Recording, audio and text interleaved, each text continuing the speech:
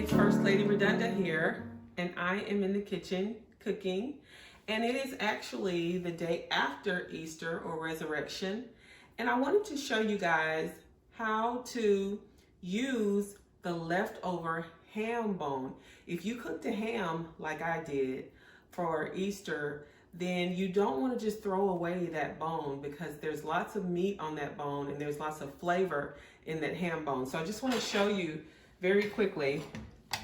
See this ham bone? We have actually eaten all the meat off of it, and it was a honey glazed ham that I made yesterday. And so you just put it in a pot. I'm going to show you how to make a big pot of beans, and we're going to use Great Northern beans.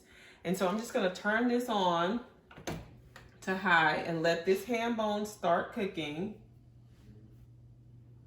And we're going to go over and I'll show you these beans.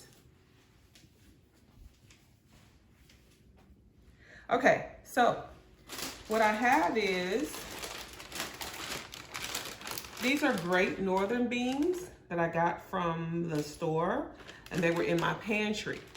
And so we're still kind of using items that are in our pantry and just trying to make good use of everything and not letting anything go to waste.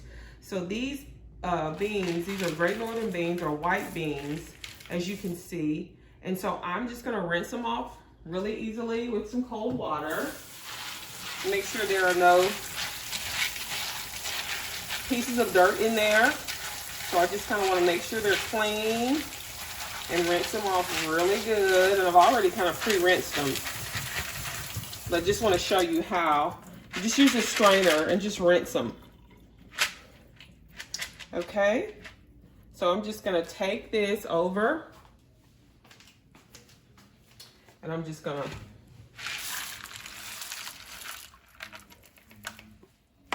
put these beans in my pot and put that right there. I'm just going to show you how you don't really need to flavor the beans, because remember, this was a honey glazed ham, and so it was glazed with honey, and it has like pineapple, and it was kind of sweet and savory. So I'm just adding a little bit of black pepper because it's already full of salt. As you know, hams have really good salt flavor already. So I'm just adding some black pepper. Okay?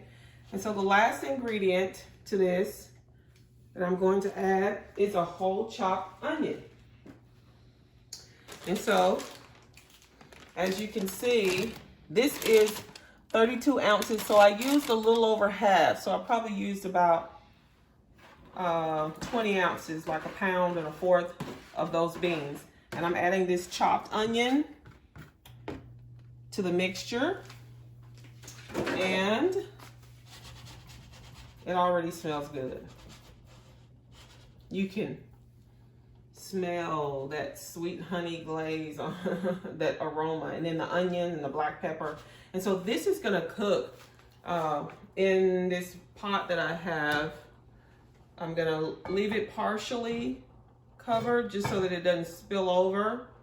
And it's gonna cook probably for about, I don't know, 2.5 hours, maybe 3 hours.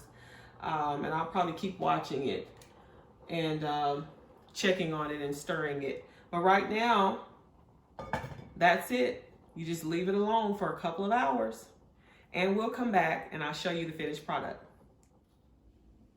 We are back, and our pot of beans with the ham bone is ready.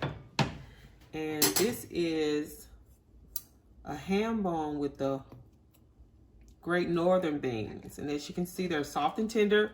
They have been boiling for a couple of hours. Just keep a watch on them and check them and stir them. And as you can see, I want to show you how this ham has kind of torn away from the bone. I'm just going to put some of it in a bowl. Woo! Goodness. This is hot. You got plenty of ham in there. And I'm just going to give it a taste. But you see how it's made a nice Good broth there and those beans, and you can still see that ham bone in there with lots of ham still on that bone. Look at that. Wow. That's great. I think I'll get another piece of that. All right. So I'm going to try it. Give it a taste. Oh, it's hot. Hope you guys enjoy this. Oh, it's hot. That's good.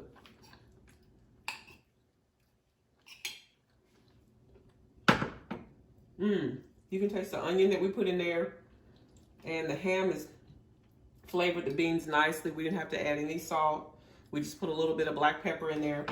So I hope you try this, and you can make some cornbread with it. You can have beans and cornbread, or you can just eat it as by itself, or you could put some other kind of vegetable alongside it if you want to. But I hope you try this. Beans and cornbread, Great Northern beans, stuff from your pantry that you can make, and your ham bone that you cook for Easter so you won't have to let it go to waste. So I hope you guys enjoy this recipe. Keep cooking in your kitchen. And remember to like and share and give me your comments. And have a great evening. Continue to be blessed.